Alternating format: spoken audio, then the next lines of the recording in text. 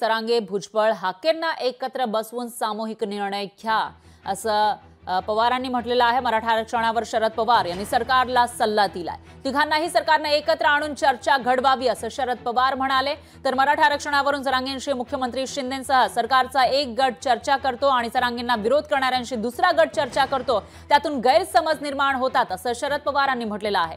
तर शरद पवारांचं वक्तव्य म्हणजे पळवाट असल्याचा हल्लाबोल प्रकाश आंबेडकर यांनी केला आहे। पवारांनी आपण आरक्षणाच्या मागणीसोबत आहोत की विरोधात आहात हे स्पष्टपणे सांगावं असंही प्रकाश आंबेडकर यांनी म्हटलेलं आहे। तर सध्या राज्यामध्ये आरक्षणावरून आरक्षणाचा मुद्दा पेटलेला पाहायला मिळतो। एकीकडे जरांगे पाटील ओबीसी मधून मराठ्यांना आरक्षण द्या अशी मागणी करताना दिसतात, दुसरीकडे भुजबळ आणि हाके हे ओबीसींच्या आरक्षणाच्या संरक्षणासाठी आंदोलन करताना दिसून येत आहेत। त्यांची ही मागणी या ठिकाणी आहे आणि त्या पार्श्वभूमीवर शरद पवार यांनी आपली भूमिका स्पष्ट करावी असं वारंवार सत्ताधाऱ्यांकडून सांगितलं जात होतं। त्यामध्ये शरद पवार यांनी आपली भूमिका स्पष्ट केली आहे, सल्ला दिल्याचं पाहायला मिळतं। त्यावरून प्रकाश आंबेडकरांनी टीका केली आहे।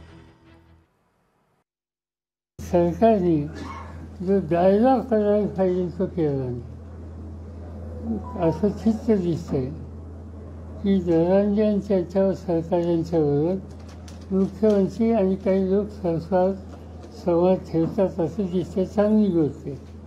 आणि दुसरे जे घटक आहेत त्याला विरोध करणारे त्यांच्याशी सुद्धा सरकारमध्ये दुसरे लोक ते सुसंवाद ठेवतात। हे कशासाठी?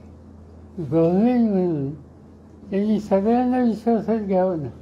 आम्ही त्यांना असं सुचवलं की तुम्ही जरांगेंना बोलवा, त्यांच्या सरकारच्यांना बोलवा, त्याच्यानंतर ओबीसीच्या संबंधीचा आग्रह धरणारे छगन भुजबळ असतील, हाके ना, ते आणि त्यांचे सहकारी त्यांना बोलवा आणि आमच्यासारख्या लोकांची काही उपयुक्तता असेल तर त्यांनाही बोलवा आणि याच्यातून एक वाक्यता करायला सामूहिक आपण प्रयत्न करू, जेणेकरून राज्याचं वातावरण सामाजिक ऐक्याच्या दृष्टीनं अनुकूल राहील।